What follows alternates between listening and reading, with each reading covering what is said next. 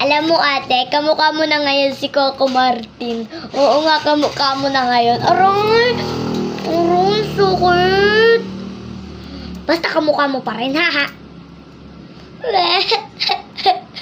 Mama!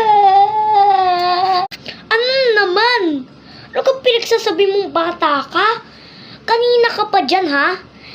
Ha? Kanina ka pa. Ano ba sasabihin mo? Mama, pinalo ko ni ate. Ha? Ano? Pinalo ko ni ate mo? Pinalo ko ng ate mo? Wait lang, pupuntahan ko yan. Hoy, sabi daw, inano mo daw, sinaktan mo daw kapatid mo. Mama, si Bunso kasi lapit na lapit sa akin. Nang sasabi kahit ano. Kita may ino-order ako dito eh. Ano?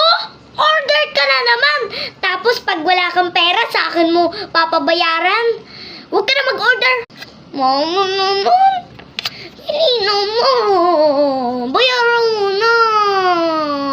Tumigil ka nga sa kakaganyan mo.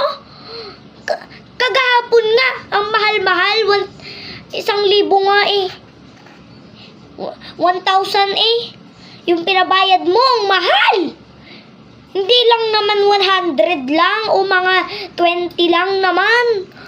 Ginawa mo pa talagang 1,000 ha?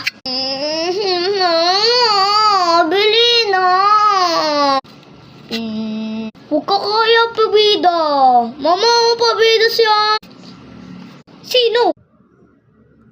Wala naman ah. Pinagsasabi mo ate. Siguro para makatakas ka lang no? Di talaga ma. Nakita ko talaga si Bunso. Oo nga, nakita ko talaga. Asus. Tumigil ka nga sa kakaano mo dyan. Tumigil ka nga ha. At saka tumigil ka sa pag-order mo. Ano, pag dumagdag pa yan ng 2,000, ano, ako na naman magbabayad. Aba. Tsaka, mag-sorry ka dun sa kapatid mo. Ano mo daw eh. Mama, bakit ako? Dapat si Bunso. Siya nga yung nang-away sa akin eh. Pinagalitan ka ba ng Bunso mo?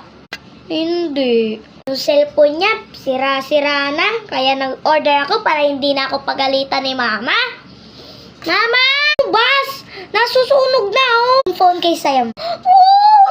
Ang ganda naman nito, anak. Thank you ah. Dahil dyan di na kita papagalitan. Bibilhin ko na lahat ng order para sa'yo. Baby! Yes, sir! Sabi ko na, ito yung mangyayari eh. Sige, magluluto na ako. Yes, sir!